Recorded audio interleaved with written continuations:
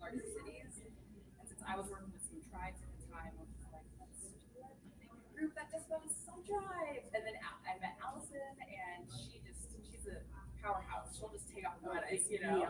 So it was me, Allison. I just saw her email. I think Bryce sent those back.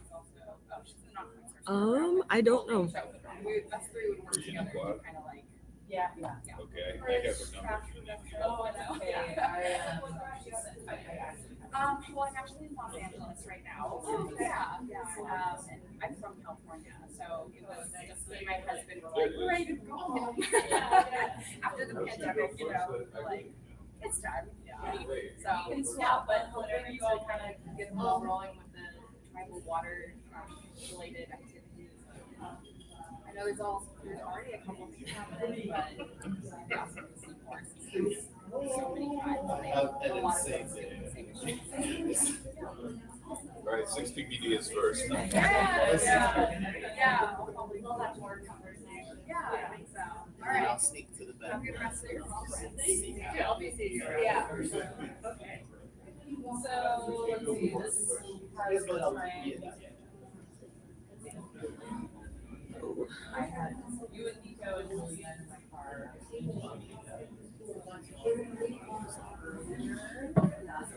They'll just talk with Nico and Julianne about the yeah, and they were just saying, well, there was the new one.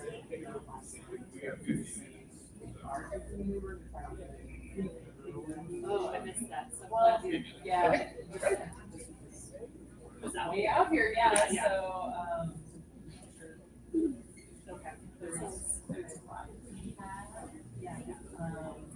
That's right. Everybody else is leaving. Supposedly has a laser, but I couldn't address the laser piece. Oh.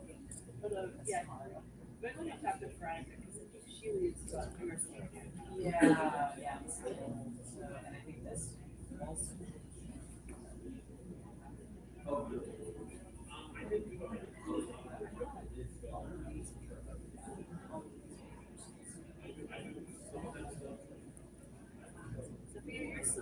Are you? Oh, okay. Yeah. Well, yeah. Well, that would work well if they changed the late space. Yeah. It's not just work with Julianne and Nico, but I'm glad for the tip of like call with Lovely. Awesome. Well, thanks. We're going to the next session. Okay. Nico in San Francisco. Yes. Yeah. Yes.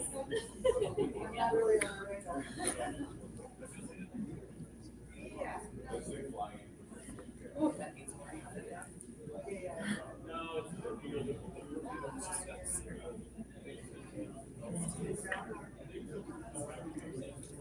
Doors and happy. All right. Is everything? You're all okay? Yep. We're good.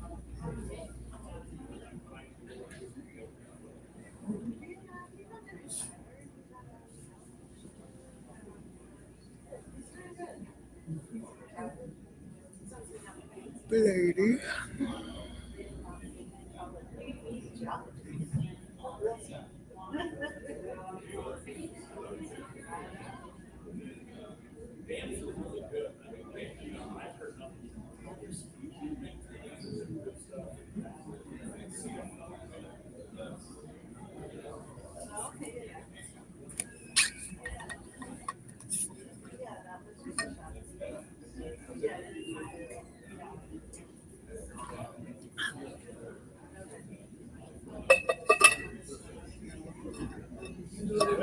Yep, you're good to go.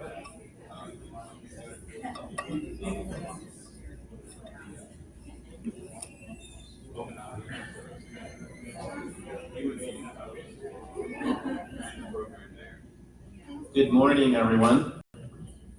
Hi there. My name is José Zambrana, and it's an honor to be here. I'm with US EPA Office of Research and Development, and co-presenting today with Matt Small from Region 9. And Dianne Barton was going to be here, but she had a conflict, so she sends her regrets, but she's provided us with some talking points that we will share. So just a little bit about me. I say I'm Puerto Rican by descent, and it's from the East Coast, and then moved out west. And I love Southern California. I'm actually based in Los Angeles. I've been with EPA for about 14 years. I work on our tribal and state engagement coordination teams, and I've co-chaired our Tribal Science Council before, and I work on contaminants of emerging concern. So how many people have heard of 6-PPD? Okay, it's good. Maybe the chemical's not good, but I'm glad that you heard of it. How many people drive cars with tires? Okay, there we go. So we have a common basis for which to begin here. So let's just launch right into why we're here to talk about both 6-PPD and PFAS. These are both contaminants of emerging concern. 6-PPD quinone was identified as a culprit, highly toxic, acutely toxic to coho salmon. The culprit of what was observed for several decades, which was that coho salmon in the Pacific Northwest would have pre-spawn mortality in urban areas and would die off. And people knew that it was because of runoff from roadways and because of stormwater affected creeks. They didn't know what specifically was the thing doing the killing. And so in 2021, a group of scientists finally figured it out. It's this thing called 6-PPD quinone. What is 6-PPD quinone? So 6-PPD is used in tires. It's an anti-ozonant, so it's preventing ozone from degrading the tires. And it's used to make them last longer. It's also a safety issue. But as you know, as you drive, tires break off, they wear from braking and turning and things. And when finally some of that does get ozonated, it interacts with ground level ozone, it forms this quinone, which is just a chemical transformation. And this specific thing is what causes this acute mortality. So that's why we're here to talk to you about that. So just a little bit about where I come from and what I'm sharing with you today. I want to talk with you today about what EPA, but specifically the Office of Research and Development is doing in response to this, and then I can talk a little bit about what the agency is doing. So we are the research arm of EPA, and we're across the country. We do innovative research, hopefully, anticipatory. We do research to support decision makers and to respond to environmental crises. We are across the country in various locations, over 1,500 people. We're the largest program office within EPA, actually. 12 locations, different labs around the country, and about a $500 million per year budget. We have 6 research programs that hit all the different media, chemicals, air, homeland security, water, risk assessment, and sustainable healthy communities. So what we're doing in the research space for 6-PPD quinone falls into 4 of our research programs. And I'm just going to hit some highlights, and I want to be able to take some questions from you all. Just to point out, this is a concern for tribes, for tribal nations. It's also a potential environmental justice concern, and it is a contaminant of immediate concern. Before I sort of launch into some of the specific projects we're working on, I did want to share some talking points that Dianne shared with me. So tribes have identified concerns for fish and for impacts from stormwater for a very, very long time. For the sake of those fish, for their ecosystems, for the nations that subsist and that recognize the cultural value of those fish. The Region 10 Pacific Northwest tribes have sounded the alarm. The Region 9 tribes, particularly in the north part of California, have sounded the alarm. The alarm has come from the National Tribal Caucus of the National Tribal Operations Committee, the National Tribal Toxics Council, the Tribal Science Council, the Columbia River Intertribal Fish Commission. There was recently an Earth Justice petition on behalf of the Yurok Port Gambus, the Coquille and the Cluyette, excuse my pronunciation there. A petition to EPA under the Toxic Substances and Control Act, Section 21, to prohibit the manufacture use of 6-PPD. And I believe that that part of EPA is due to respond by the end of this month. Also, just recently, the affiliated tribes of Northwest Indians has also put out a call supporting this particular petition. So just wanted to put all that out there, some of these things that have been going on and sort of the voices about this particular issue. So what are we trying to do in the research space? We do things through our research that we do we kind of plan it out in 4-year cycles. We work through the regions to do specific short-term projects, and Matt can talk about those kinds of things. We obviously need to work with other collaborators across different bodies. So what are we trying to do? A few things that we're working on specifically right now is looking at other ecological effects of tire particles and 6-PPD quinone. What I should have mentioned is that it was toxic to the Kobo salmon, but now we also know that it's toxic to white-spotted char, brook trout, rainbow trout, and steelhead. So all of these species thus far are sensitive to acute mortality. We don't have a lot of information on chronic exposure and on sublethal. And one of these things with contaminants emerging concern, like 6-PPD quinone, PFAS, there's not a lot of information that we need. And so it's like daily, there's something new. So we need to know if there are effects from this on other kinds of aquatic communities, in other systems, in marine systems, in estuaries. Right now, it's been observed in freshwater systems when they come back to spawn. So we need to figure out how expensive this might be.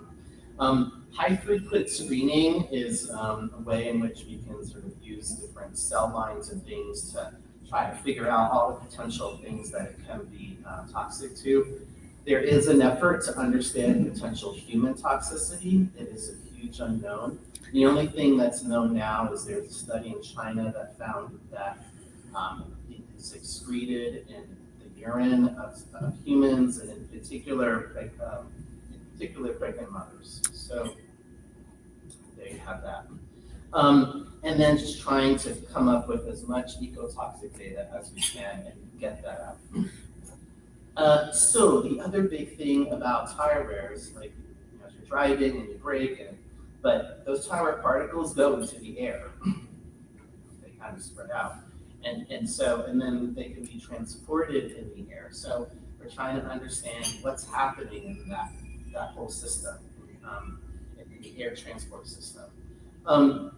Sort of like, what are we going to do about it? There is an effort to look for alternatives to 6-PPD in tires. This is probably a much longer term issue. So one thing that can help right immediately is good stormwater prevention, sort of stormwater management practices. So we're looking at green infrastructure to reduce stormwater runoff. These are things that actually some tribes are already working on, very innovative approaches to try to capture these tire particles before they get into the streams. And then this whole sort of fate and transport thing, like how are they spreading out through the waterways and so forth. Things we are doing that are more short-term, that are more collaborative in nature with different EPA regions. Again, looking at 6-PPD in PM, looking at the bioactivity of 6-PPD quinone. Some of those results will be coming out soon. Fate and transport again in stormwater, and sort of rapid, low-cost bioassays to guide stormwater management and evaluate the toxicity of alternatives. So that's a big question: is if you're going to replace it in tires, you need to make sure that the replacement isn't as bad, or that when it degrades, those things are not as bad. Agency-wide, a few things that we're doing. The entire EPA has formed a cross-EPA work group with senior level officials to work on this together. We're working with the Interstate Technology Regulatory Council, which is a state group. However, that particular group has been working hard to have tribal involvement. There's a whole work group that's working over 2 years to collate the latest information and publish that. The National Science and Technology Council is a cross-governmental group through the White House. A lot of work in the Puget Sound. And then the state of California and the state of Washington are already taking actions of different kinds. And so there's some information there. So to kind of summarize, trying to coordinate with federal partners, tribes, states, and the industry, working with the U.S. Tire Manufacturers Association, conducting and funding research, working with tribal partners, trying to really get the word out in different venues, wanting to hear ideas about what we could do, find collaborative projects, record our results. One big thing that's upcoming is November 14th, EPA is hosting a listening session for tribes, tribal nations, and intertribal commissions on this topic. It's at 1:30 Pacific time, and we can get you that information to sign up for that. We are funding a competition for ways to find alternatives through innovating in tire chemistry. There's a lot of grants going out, particularly through Region 10 for the Puget Sound program. And so there's some really great projects and incredible work happening with there. And then funding for stormwater treatment and bioinfiltration, which is successful at sort of treating it, so to speak, and sort of collecting it and then treating the runoff that has the particles and the 6-BP quinone in it through different funding mechanisms. We are trying to get as much information about toxicity out there, and so we have different databases that we curate in ORD, and we have other information as well. So I wanted to run through that quickly, not only because we'll leave time for Matt to talk about PFAS, but to answer some questions now, because I may need to duck out for a family matter. So let me pause and would like to see if there are any questions, or in particular, if you'd like to follow up with me if you're curious or concerned. I have my cards and I'm really happy to be in touch with you. So, questions. Where do we begin? Right there with the hand up. Yeah. I think there's a microphone. Need to run the mic. That's right. Please wait for the mic so we can all hear you. Hello, my name is Dakota Perez, representing Normal Fulmination. Earlier in the presentation, I heard you talk about the fish that were affected. Can you please name those fish again? I know you said steelhead. Yeah, it is white, of course they're called salmon, white spotted char, brook trout, and rainbow trout or steelhead. Chinook, if you like superdose at concentrations that are unlikely to happen in the environment, they'll also have acute mortality, and that's just acute. That's just like die off within hours. There's all sorts of questions about sublethal and chronic. Please. Mike Shiver with Powder Valley 5. My question's on if the 6-PBD breaks down. I worked with DDT in Clear Lake area, and it breaks down different derivatives. Is 6-PBD pretty stable, or is there other derivatives we'll have to look for if it breaks down? Yeah, it's a great question. Or if it does become less toxic if it breaks down? Yeah. So, I can share what I believe I understand, and I can get more answers to you. It is fairly stable in the sense that it works in tires, and in fact, the tire manufacturers started putting more and more in to increase the warranty of the tires because it prevents them from breaking down. We like our 70,000 mile warranty, right? When I was young, it was like about 25,000. So that's 6-PPD. They're just kind of jamming it in there because it prevents it from being oxidized or ozonated. But it does migrate. So it moves through the tire, opposed to the outside of the tire. Right now, the one degradation is the quinone that we're aware of and is the culprit. I don't know if we know about other potential degradants that I don't know about or their toxicity. That's a good question. Yeah. You mentioned that some Catherine Buchanan from North Coast Data Protectors Tribal Marine Collaborative, and you mentioned that some tribes are already addressing trying to filter the water. Is there some resource that has their BMPs that are in use? Sure.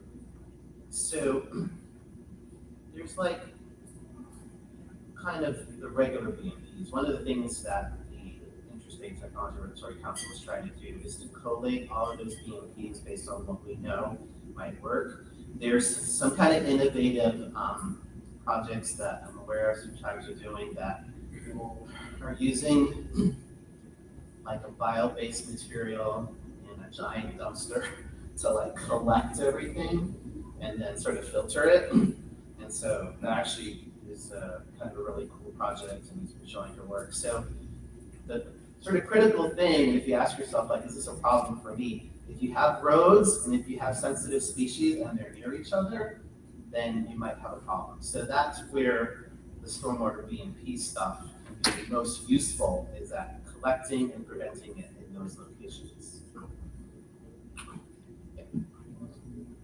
Morning, Tom Gusty, Bishop White Tribe. Now you just said with roads and plants or the sensitive species. I was just wondering if, one of my questions is it the sensitive species declared sensitive, or is it sensitive just to that particulate that you're talking about? Am I sick? Well, go ahead and answer that real quick. Yeah. So, yeah, and so like, there's a lot of efforts now to figure out the whole, like, what's sensitive. The ones that I mentioned were acute and that we have data on. There's sort of a lot of efforts to look at other fish species, to look at terrestrial species, and figure out if there's acute mortality, and then also to start figuring out when you have non-acute, but it's high enough and then it accumulates sublethal, and then finally the fish die out. We don't know about plants just yet, and there's a lot of questions about microbes. There's a lot of unknowns. Thank you. Second one is, I saw in a slide, I showed up late, but I'm really not sure what your stuff's about. I came here from PFAS. It's coming. But with the studies of, I saw the breaks and everything, is that tested in areas where there's great uphill traffic and downhill and windy roads and everything? Because you're talking about the breakdown of a tire. I was like, a straight road is just a straight road, but I've seen Paul drive in windy roads and he's breaking down some tires really quick. So I was wondering if there's more or higher hazard areas that you guys are testing it, because we live in the mountains and we have rarely straight roads in certain sites. Very insightful question there. So I don't know if we're looking at those variables, but I can tell you that the variables that you mentioned do matter. When I talk to the tire people, they tell me a highway that you're going, whatever, 8 when you're driving in today, the tire doesn't break down because you just keep going, right? But if you're braking and turning, that's what makes the tires wear. And so yeah, that was right on top of it. If there are places where there's a lot of braking and turning and slowing down and starting and stopping, more tire wear happens. Yeah. Hi, I'm Emily Maloney, Water Program Coordinator for Buena Vista Rancheria at Miwok Indians. And I was just curious if you know what the MCL, the maximum contaminant level, is for the acute toxicity that it's affecting aquatic life. Great question. So the MCL, in my understanding, is a regulatory amount. We're not there. What I can tell you is that the LC50, it's the concentration at which 50% of the ones die. For coho, is as low as 0.04 micrograms per liter. So it's really quite terrible. I didn't bring a video, but if you Google a video, it's troubling. The white spotted char is 0.51 micrograms per liter, and then it kind of goes up. But the coho, it's really severe. Ready? One last question and then I'll turn over. All right, to so PFAS. it seems like the tires is the main point of like contamination. Do they have like a contamination zone of like how far from the roadway it would be and like how deep into the ground this would be? I mean, of course, it'd be hard like a projectile, removed from the tile to the different story, but it seems like just a lot of, the wear, it seems like that's, shaping off of the tire, getting into the soils and stuff. So do they have like a zone of contamination, depth to ground, and then also, in the area of how far out that would be? These are great questions. We don't know. It's right on top of like, how far is it going, where is it going? I didn't even mention that. So there's a whole bunch of consumer products that are made out of recycled tires. So you can see where that goes. Okay, I'm gonna leave it at that. Feel free to reach out to me. I can commit to you that as we get results, I or others in our organization will come back to the conference here that we have annually and share with you those results.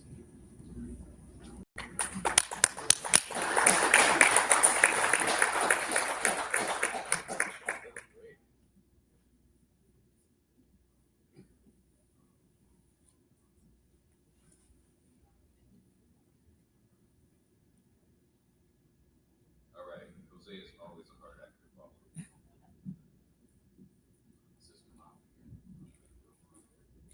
So, thank you, Jose. Really interesting. I learned a lot. That obviously is a compound where we're still learning what the hazards are and which species are impacted. Someone asked me here at the conference, we have a lot of arid zones in our region here. He said, what about ephemeral streams and ephemeral pools and things like that?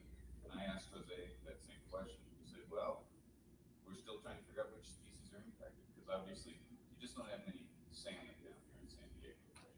In the rivers. You can't hear me well? How about that? Okay, well, you don't have too many salmon down here in San Diego, but there are, other water bodies and other creatures and migratory birds, and we've got amphibians and things like that. So as we learn more about the species that are impacted, then we'll definitely share that information with you. So even if you don't have salmon, we may still have issues. All right, I'm going to change gears a little bit here to talk about PFAS. And EPA is working on PFAS. I'm going to talk a little bit about just general overview of what we're doing with PFAS, and then a couple of slides on tribal specific issues and considerations. I've been working with Dianne Barton of the Columbia River Intertribal Fish Commission, and she's the National Tribal Toxics Council co-chair for PFAS. And so Dianne couldn't be here today, but she has supplied some information. You can see some documents we've created. We have an action plan, we have a strategic roadmap, and then we have a year of progress for the strategic roadmap. And it's about time. That was from November 2022. And we're working on another update, so that'll be out soon. Keep your eyes open for it. So what is PFAS? Well, PFAS is per and polyfluoroalkyl substances. That's a mouthful for sure. And they're a group of man-made chemicals, been in use since the 1940s. I mean, right after World War II, we started finding out how useful halogenated compounds are, chlorinated, brominated, fluorinated compounds. And PFAS is one of the chemicals that we created. And it has all the bad characteristics. It's very widespread. It's mobile in the environment. It's bioaccumulative. It's toxic at very low levels, and it doesn't break down quickly. That's, if you could pick a chemical that would be a problem, that's a problem. And so the known sources of PFAS, and here I'm going to hit Paul up again. His driving habits may increase 6 ppd, but he's also a volunteer fireman. And one of the big sources is firefighting foam that we've seen. And so particularly airport facilities, but it's been used all over. It's been used in consumer products, cookware, Teflon. Everyone's familiar with Teflon for your nonstick coatings. Food packaging, stain and water repellent fabrics, carpets, clothing, It's probably in these carpets here, it's probably in the shirt you're wearing, it's probably in your waterproof boots. It's a chemical that we've taken into our homes, into our lives, and held close almost like no other chemical that I know of, maybe petroleum. So we're seeing it in all these sources. Obviously, production facilities, incineration, thermal treatment, landfills, mainly on the leachate, wastewater effluent, and biosolids. I'll talk about that a little bit more, but because we have so much PFAS in our lives, it's going down the drain, right? So let's talk about EPA's approach to responding to PFAS. We've got 3 goals here: research, restrict, and remediate. I'll give you a little bit more detail on each of those.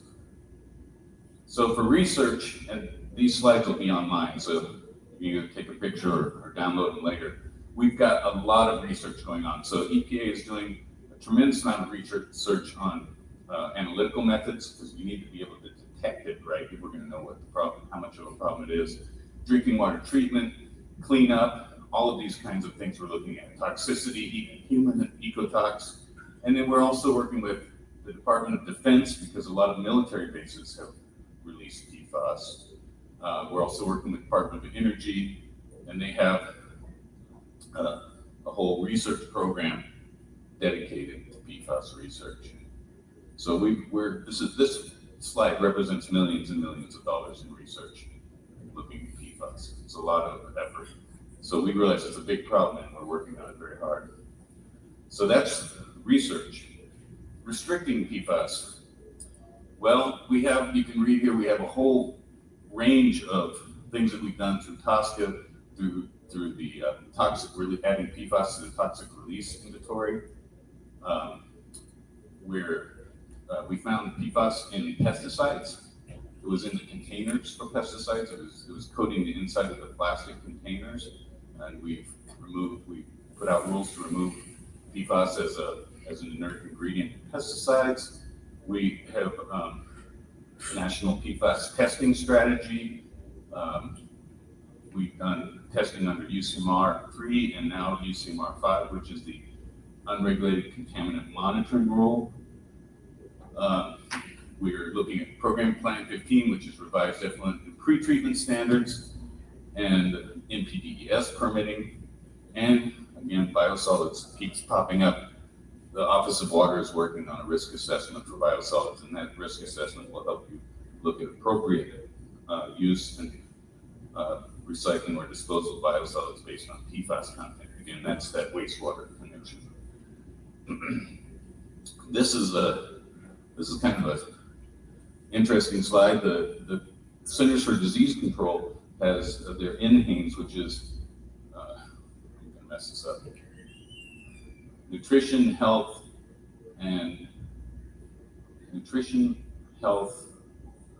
evaluation study. But basically they go out and take blood samples from the population all over the country.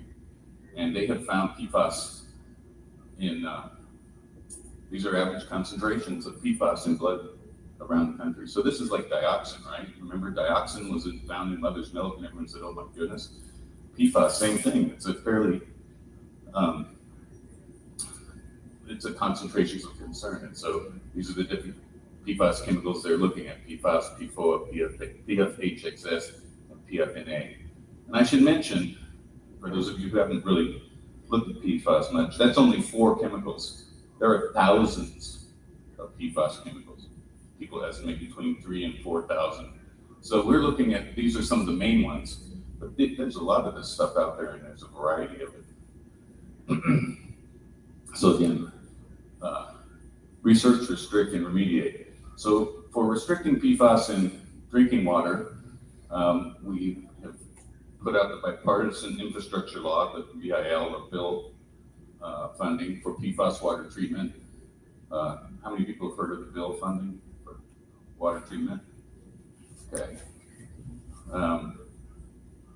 We've also put out drinking water methods so that you can find out if you have PFAS or not. We've got a drinking water treatability database online that you can look up ways to filter and make your water safer. And we've proposed an MCL, National Primary Drinking Water Regulation, for 6 PFAS compounds. Again, that's 6 out of thousands. But the hope is that if you're cleaning up those 6, you're also getting a lot of the others out of your drinking water by the same method, right? Okay, now we're getting into the cleanup. Let me just mention, this is a proposed MCL. EPA doesn't yet regulate this compound. It's kind of like 6-PPD. We're still trying to figure out, we figured out it's bad. We figured out how bad we think it is, and we figured out what we think the MCL should be, but that's coming. It's proposed, it's out for public comment. We're hoping early next year that MCL will be finalized. We've also proposed CERCLA hazardous waste substance, CERCLA hazardous substance designation. And this is important because this helps us when we're trying to do enforcement for spills, right? For contaminated sites. Once it's a CERCLA hazardous substance, that allows us to go in and do enforcement and require cleanup, those kinds of things. We've also put out a draft method, 1633, for 40 PFAS compounds in 8 different media. So that's important. That's beyond drinking water. Looking at soil, looking at fish tissue, looking at kinds of other media that may be impacted at a cleanup site. We've revised the regional screening levels, and I'll show you those in a moment. And we've also done something, I think, kind of unprecedented. We've put together a whole system in our enforcement compliance. ECHO, messing. Roberto. ECHO is enforcement compliance history online. Thank you. Yeah, I put you on the spot. I apologize. Jose bailed you out, though. Enforcement compliance history online. We've put together a whole database of all the PFAS data that we have from around the country. It's PFAS data on contaminated sites. It's on drinking water well sampling. It's on. It's got military and industrial, all the different facilities. I encourage you to go check it out. I'm going to just look up ECHO, ECHO, PFAS analytical tools. And it's an interactive map. You can drill down in the data. You can download the data. It's a really amazing tool for learning more about PFAS and what's potentially impacting you. And so here, as promised, are the regional screening levels for PFAS. I've also put up the numbers for the proposed MCL and our current health advisory that's out on the street. And you'll see that these numbers are different. The health advisory is very low, 4 times 10 to the minus 6 micrograms per liter. That's a part per quadrillion. Part per quadrillion. We've never talked about part per quadrillion in terms of toxicities before. This stuff is really toxic. We think it's very, very toxic. And so that's why these numbers are so low. Now we've proposed MCLs, they're quite a bit higher. And there's a lot of considerations that go into MCLs in terms of treatability and cost and a number of things that whether or not the drinking water treatment plants can deal with this compound. But you can see our proposed MCLs. And then you can see the tap water numbers just to the left of that for the regional screening levels. And they're even a little bit different. And that's because they're using different toxicity data. They're actually using the CDC toxicity data. So these columns here are using EPA tox data. This is using CDC toxicity data. So, and again, 6 chemicals out of thousands. We're doing something else very different here for the MCL. We're putting numbers up for the first 2 compounds and then a hazard index calculation for the other 4. I don't know if that'll survive public comment. We may end up with actual numbers for those chemicals. We'll see. So these are the numbers we're working with. These will be the numbers for cleanups at contaminated sites. Once this is finalized, the MCL will be the number for treatment at drinking water plants. And the health advisory will no longer be used. Thank you. We've also put together draft aquatic life criteria for PFOA and PFOS. And that's to help guide us for surface waters and again for cleanup. We had interim recommendations for addressing groundwater contamination. Some of you may have heard of that previously. That's been rescinded. We're now using the regional screening levels that I'm showing here in this table. So that's numbers. One of the big ticket items for PFAS is so we can get it out of the ground, we can get it out of the water, but where does it end up? It ends up in our granular activated carbon that we've used to filter the water. It ends up on our reverse osmosis membranes that we've used to treat the water, right? Or it ends up in contaminated soil that we've dug out at a Superfund site. So what do we do with that? Because this chemical doesn't break down, so we've still got this material. So what are we going to do? That's really the elephant in the room. We've also we're changing from PFAS, from firefighting foams that use PFAS. The FAA has recently approved non-PFAS firefighting foams. We have a whole bunch of PFAS firefighting foams. I don't know, Paul, do you have any foam still hanging out at your, yeah. But so all over the country, there's drums of this stuff sitting around. What are we going to do with it?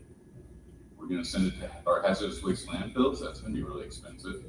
So that is one of the biggest questions right now. And so EPA has put out an interim guidance on destroying and disposing of certain PFAS and PFAS containing materials. Spoiler alert, there's no answers in that document. It talks about what may be possible and the directions we're headed. We're due for an update on that because we have a little bit more information on incineration. And Clean Harbors has said they can incinerate to 6 nines, 99.9999% destruction. So I think we're going to solve this problem, but we're still a ways away. We have a PFAS innovative treatment team that's working on this. We have some promising technologies. We've been funding small business innovative research, and as I mentioned before, millions of dollars of research across the board when we're trying to figure out this issue. So we're looking at incineration. We're modeling some PFAS air emission information. We're looking at a variety of other technologies. We found some that do work, but they're quite expensive. And we've got a lot of this stuff to take care of. So this is a big ticket item. And you can see PFAS has been rolling into Region 9 for disposal. We're going to have to do something about this. This is again from that ECHO database, this map right here. It also shows disposal and transfer. UCMR 5, I mentioned that before, the unregulated contaminant monitoring rule. We just started that sampling around the country, and our initial data has been released. You can look on the website.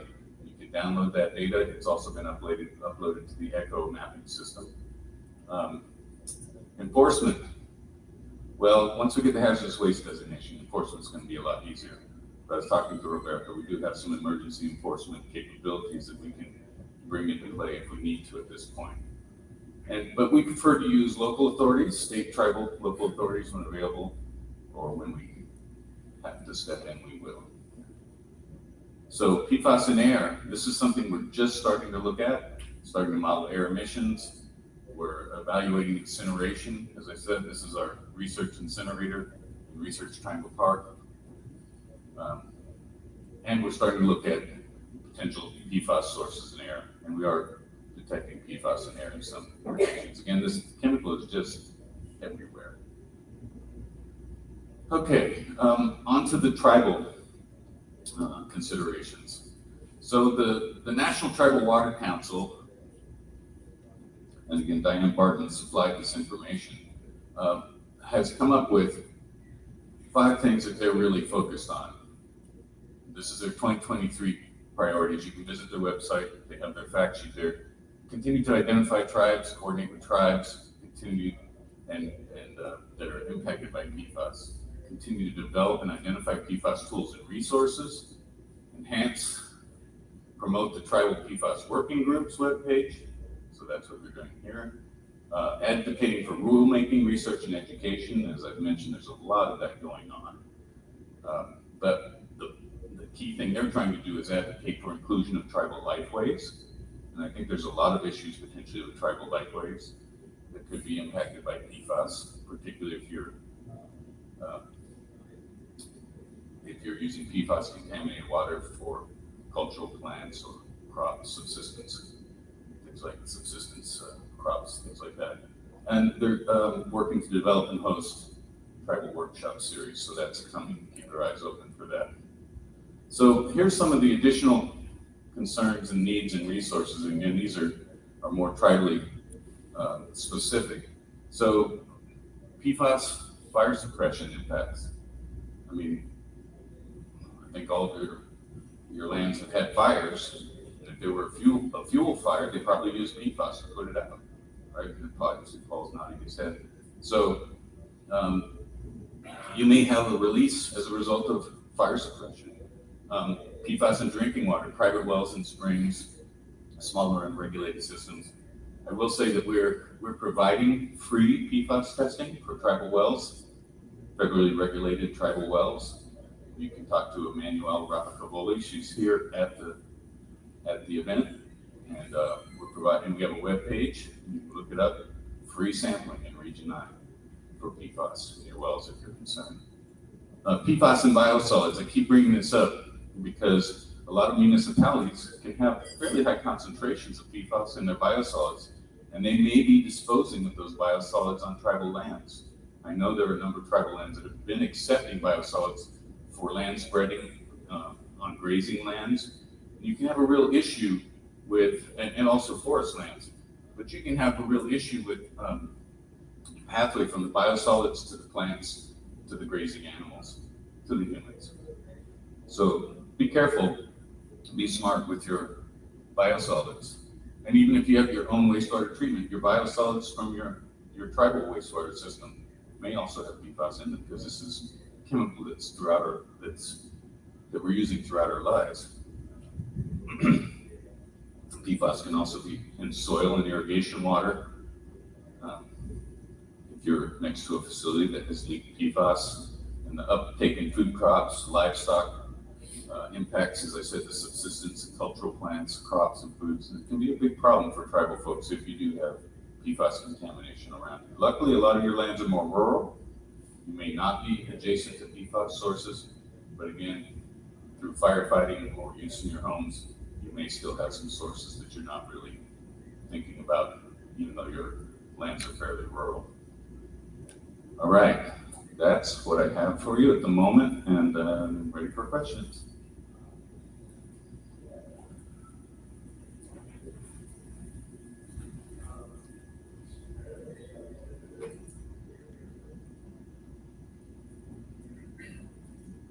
Good morning, Catherine Buchanan, Travel Marine Collaborative. I don't know if you guys remember me from last EPA conference. Hello. So my question, I think you two probably know, or you three probably will know, research on using microbial digestion to get rid of PFAS, because microbial digestion will leave you a product that is not harmful, not hazardous, and is easy to dispose of in any landfill for that. And then the next question is, what about using phytoremediation for removal of PFAS contaminated water? Both great questions, and I thought you might ask those questions. So I've been corresponding, and I've sent you a couple articles. What we've seen so far is that there is a very limited subset of PFAS compounds that can be broken down by biodegradation. The majority of them are not. That fluorine bond is just really strong. It's too strong for the bacteria to get any energy out of it. It takes the bacteria more energy to break that bond than the bacteria get back from breaking the bond. Petroleum, for example, is really easy to break down, the hydrocarbon bonds, and the bacteria get a fair amount of energy out of breaking that bond. But this is a much tougher bond to break, and it just ends up being an energy issue, mostly for bacteria. For phytoremediation, I always think that means your dog digs up the contamination, right? So phytoremediation, I think, would be possible. The concept with phytoremediation is basically using plants to remove a contaminant from the subsurface. So if you have PFAS in groundwater and you have trees or other crops, you could absolutely use those to draw some of the PFAS out of the subsurface into the plants. The question then becomes, what do you do with the plants? Hire a gardener and make sure the gardener takes care of it well, and you gather all of the leaves that have been shed from the plant, and then you were talking about incineration, and then that way you have a really lightweight mass that's easy to dispose of. Yeah, in some cases that may be a great way to go, particularly in places where you have contamination under structures or things where you can't really dig the contamination out or can't get to it for some reason. And but you do need to consider its immediate transfer, so the PFAS is going into the plant, potentially into the air through evapotranspiration from the plants. So it just depends. The plants do emit some moisture, so it just depends how the contaminant actually works within the plant itself, and different contaminants can work a little bit differently. But I think it can certainly be used, no doubt about it. And these are nice, more passive remediation options, not using a lot of electricity, etc. Hi, I'm Salix Melendez, environmental specialist for Homola Indian Village. This might result in a similar answer, because it's a similar question, but has there been any research into the possibility of micro-remediation using fungal hyphae to break down the toxins and the compounds in PFAS? Yeah, that's also a good question, because we've seen fungus has been effective in breaking down some other chlorine and bromine bonds. Honestly, I'm not aware of the research on that, and I'll have to look and take a look at that. So it's possible. Paul, you probably tried what was valued in market machine. So my question is, I heard you mention there's like thousands of components in PFAS, and that it looked like you guys have been sampling for like maybe 29 of those components, but there's 6 under the MCL. I guess in the future, do you plan on having the 29 out of the thousands become MCL like levels as well? Yeah, I don't have a great answer for that from EPA. I don't know what we're going to be doing, but I would guess there will be more compounds added, more MCLs added for PFAS compounds as we go forward. Again, I think part of the concept is if you're treating for a group of compounds that we're concerned about, and these are the most common PFAS chemicals that we see, that you're also treating for other chemicals. The same kind of treatment will work. So the question just is, how many of these other chemicals are we taking out? So some states are starting to look at going beyond individual chemical concentrations, and they're looking at, can we do a mass-based, can we do a mass-based regulation? So we look at the total mass of PFAS coming in. We don't know the individual chemicals, just how much mass is coming in, and then how much is going out of your treatment system. So how effective is your treatment system on a mass basis and on an individual chemical basis? So I think that may be where we're headed for a number of regulations. You may have mentioned it in your presentation, but you're looking for replacement chemicals, because I know like in the firefighting, you need to fight fires, and I thought the National Forest Service was under some type of order to not use it, but there's a limitation, they can still use it until they find a substitute. Is there work to find replacement? There is work to find replacement, and as Jose mentioned for 6-PPD, we're trying to be very careful that the replacement is not more toxic than the thing that it's replacing. And so, as I mentioned, the FAA and the military's released a new military specification for firefighting foam, and those they've identified some products that they are going to be using, and they will be replacing PFAS in the coming couple of years. And let me just mention that I talked to one of the Air Force folks and said, look, we know this is a problem, but you have to realize we were watching pilots die on the runway. We couldn't get to them. There was a fuel fire, we couldn't put it out with water, and we couldn't get to the pilot. And they said, this is a total game changer to have firefighting foams. It saves lives. So, you know, it wasn't just an arbitrary thing. It was really important who knew it was this toxic. I'm gonna have to go. Do we have one more with the microphone over there? Hi, I'm Michelle Fuller with the Coast Water Board in California. I'm wondering how available labs are to get analysis down to the level of health advisory. Sometimes it's an issue in smaller rural communities accessing labs that have that level of detection. And then my next question is also for the water treatment side. How available is the technology, especially to small or tribal drinking water systems, to treat this issue? Yeah, most labs are not going to be able to get down to the health advisory levels. They will be able to get down to the MCL levels if they're a good lab. And as I said, we're doing free testing, free PFAS testing for tribal drinking water systems. So that's available, and we are providing that. And what was the other half of your question? I'm sorry. Where are we at with drinking water treatment? Oh, drinking water treatment. We're finding that reverse osmosis and activated carbon are pretty effective for PFAS. You may have to put a couple of carbon units into the chain, but it's pretty effective. So the kinds of treatment technologies that we've been using are generally going to work pretty well for PFAS. And you can look at our treatability database online. There's information there. So it's not like we're looking at some exotic new treatment technology. This is a halogenated compound, like chlorinated solvents or fluorinated compounds. And so we're able to absorb it onto carbon or use reverse osmosis. And I see we have one more question, but I think we're out of time. We're out of time, yeah, we need to. Is there now a national ban on using PFAS in consumer products, or no? No, there's not a national ban. We're slowly banning it across a number of potential uses. So that's a great question. And that was one of my slides there where the toxic release inventory and some of the TSCA limitations that we're putting in place.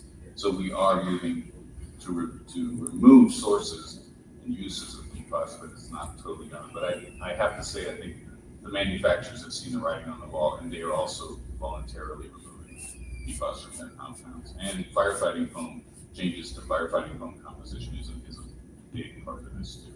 So great question. Last question. So that's it. Thank you so much, everybody.